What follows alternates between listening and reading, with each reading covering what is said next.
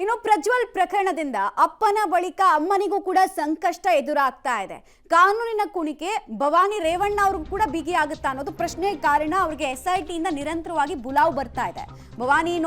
ಭವಾನಿಗೆ notice ಕೊಡ್ತಾ ಇದ್ರು ಕೂಡ ರೇವಣ್ಣ ಅವರ ಪತ್ನಿ ಕೆರೆ ತೆಗಿತಾ ಇಲ್ಲ, ಅನಾರೋಗ್ಯದ ಕಾರಣ ಕೊಡ್ತಾ ಇದ್ದಾರೆ.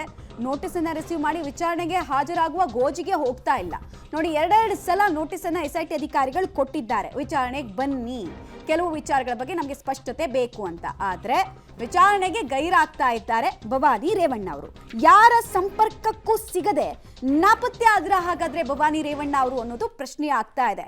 ಒಂದು ಕಡೆಗೆ ಈ ಕಿಡ್ನಾಪ್ ಕೇಸ್ನಲ್ಲಿ ಭವಾನಿ ರೇವಣ್ಣ ಅವರ ಪಾತ್ರದ ಕುರಿತಂತೆ ದೂರುದಾರಿಯ ಮಗ ಉಲ್ಲೇಖಿಸಿದ್ದಾರೆ ಎನ್ನಲಾಗ್ತಾ ಇದೆ. ಇನ್ನೊಂದು ಕಡೆಗೆ ಇಲ್ಲಿ ತನಕ ಯಾರ್ಯಾರು SIT ವಶದಲ್ಲಿದ್ದಾರೆ ಅವರು ಕೂಡ ಹಲವು ಸಂದರ್ಭದಲ್ಲಿ ಭವಾನಿ ರೇವಣ್ಣ ಅವರ ಹೆಸರನ್ನ ತೆಗೆದುಕೊಂಡಿದ್ದಾರೆ. ಸೊ ಎವಿಡೆನ್ಸ್ ರೀತಿ ಭವಾನಿ ರೇವಣ್ಣ ಅವ್ರನ್ನ ನೋಡ್ತಾ ಇದ್ದಾರೋ ಅಥವಾ ಈ ಇಡೀ ಘಟನೆಯಲ್ಲಿ ಭಾಗಿದಾರರು ಅಂತ SIT ಅಧಿಕಾರಿಗಳು ನೋಡಿ ಅವ್ರನ್ನ ವಿಚಾರಣೆಗೆ ಕರೀತಾ ಇದ್ದಾರೋ ಅನ್ನೋದು ಪ್ರಶ್ನೆ ಆಗ್ತಾ ಇದೆ. ಯಾಕಂದ್ರೆ ದೂರುದಾರ ಕೊಟ್ಟಂತಹ ದೂರಿನ ಮೇರೆಗೆ ಅವ್ರನ್ನ ಕರೀತಾರೆ ಅಂತ ಹೇಳಿದ್ರೆ ಅಲ್ಲಿ ಅಗೇನ್ ಡಿಬೇಟಬಲ್ ಇಶ್ಯೂ ಆಗುತ್ತೆ ಅದು. ಬಟ್ ಈಗ ಆಲ್ರೆಡಿ ಅಕ್ಯೂಸ್ಗಳು ಯಾರಿದ್ದಾರೆ ಅವರ ಹೇಳಿಕೆಯನ್ನ ಆಧರಿಸಿ ನೋಟಿಸ್ ಅನ್ನ ಕೊಡ್ತಾ ಇದ್ರೆ, ನೋಟಿಸ್ ಕೊಟ್ಟು ವಿಚಾರಣೆಗೆ ಹಾಜರಾಗದೇ ಇದ್ರೆ ಮತ್ತು ಅಲ್ಲಿ ಕಾನೂನು ಸಂಕಷ್ಟ ಎದುರಾಗೋದ್ರಲ್ಲಿ ಯಾವುದೇ ಡೌಟ್ ಇಲ್ಲ. ಸೊ ಏನ್ ಮಾಡುತ್ತೆ SIT ಭವಾನಿ ರೇವಣ್ಣ ಅವ್ರ ವಿಚಾರದಲ್ಲಿ ಇರೋದು ಪ್ರಶ್ನೆ.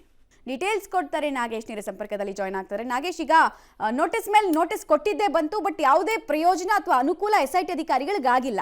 ಸೊ SIT ಅಧಿಕಾರಿಗಳ ಹತ್ರ ಇರೋ ಆಪ್ಷನ್ ಆದ್ರೂ ಏನು ಹಾಗಾದ್ರೆ?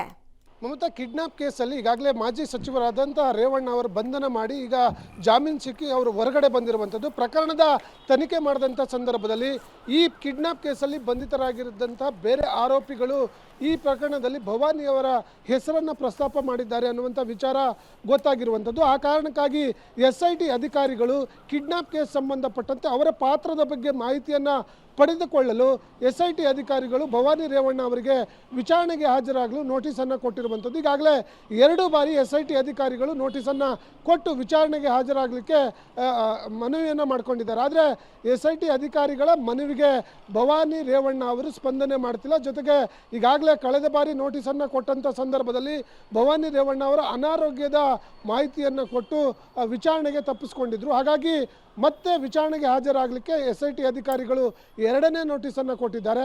2ನೇ ನೋಟಿಸ್ಗೂ ಕೂಡ ಭವಾನಿ ರೇವಣ್ಣ ಅವರು ಕ್ಯಾರೆ ಅಂತಿಲ್ಲ.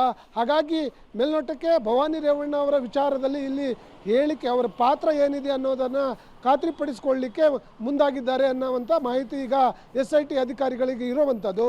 ಮತ್ತೊಮ್ಮೆ ನೋಟಿಸನ್ನು ಕೊಡ್ತಾರೆ, ಕೊಟ್ಟಾದ ನಂತರ ಅವರ ಪ್ರತಿಕ್ರಿಯೆ ಏನಿರುತ್ತೆ ಅನ್ನುವಂಥದ್ರ ಬೆಲೆ SIT ಅಧಿಕಾರಿಗಳು ತೀರ್ಮಾನ ಮಾಡಲಿಕ್ಕೆ ಮುಂದಾಗಿದ್ದಾರೆ ಅನ್ನುವಂಥ ಮಾಹಿತಿ ಈಗ ಸದ್ಯಕ್ಕೆ ಇರುವಂಥದ್ದು. ಮಮತಾ.